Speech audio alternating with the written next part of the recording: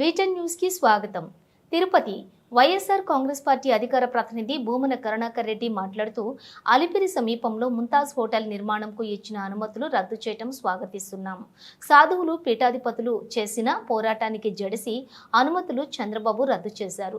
కాళ్లు పట్టుకుని పూజించే సాధువులను కూటమి ప్రభుత్వం మెడలు పట్టుకుని గెంటివేయడంపై దేశం మొత్తం సాధువులంతా ఏకమవుతున్న తరుణంలో ముంతాజ్ హోటల్ నిర్మాణం అనుమతులు రద్దు చేశారు. హిందూ ధర్మం కాపాడతామంటూ మాటలకే పరిమితం, ఆచరణలో లేదు. స్వామీజీలు చేపట్టిన పోరాటానికి వైఎస్ఆర్ కాంగ్రెస్ పార్టీ ఎప్పుడూ అండగా ఉంటుంది. ముంతాజ్ హోటల్ నిర్మాణానికి తాను ఇచ్చినటువంటి అనుమతుల్ని రద్దు చేయటాన్ని ఆహ్వానిస్తున్నాం. మనం కాళ్ళు పట్టుకొని పూజించేటువంటి సాధువులని మెడలు పట్టి గెంటివేసి కొండ మీద నుంచి అత్యంత దారుణంగా వ్యవహరించిన తరువాత దేశమంతా కూడా సాధువులు ఒక్కటవుతున్నటువంటి పరిస్థితులలో ఈ కూటమి ప్రభుత్వం మాటలలో ధర్మాన్ని పరిరక్షించటం అనే నినాదం మాత్రమే తప్ప ఆచరణలో హిందూ ధర్మానికి పూర్తిగా వ్యతిరేకంగా వ్యవహరిస్తున్నది అని మొత్తం హిందువులంతా కూడా పెద్ద ఎత్తున ఆందోళన పడుతూ దీన్ని సాధు పుంగవులంతా కాషాయాంబరదారులంతా ఒక్కటై కూటమి ప్రభుత్వం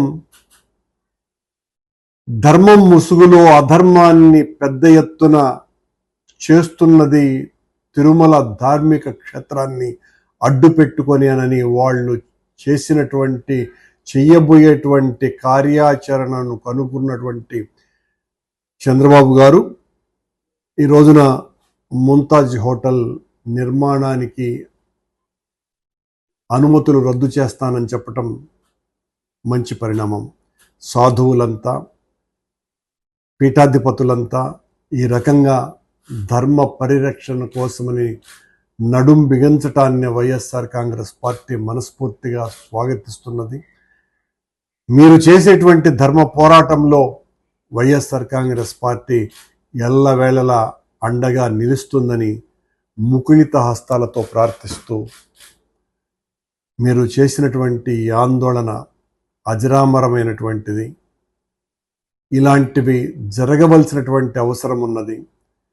మాలాంటి రాజకీయులు మాట్లాడితే అది ఒక రాజకీయ విమర్శగా కొట్టివేయటం చంద్రబాబు గారికి రివాజు. కానీ సాధువులంతా తిరగబడితే చంద్రబాబుతో సహా ఎవరైనా కూడా తల వంచాల్సిందేనని ఈ సంఘటన నిరూపించింది.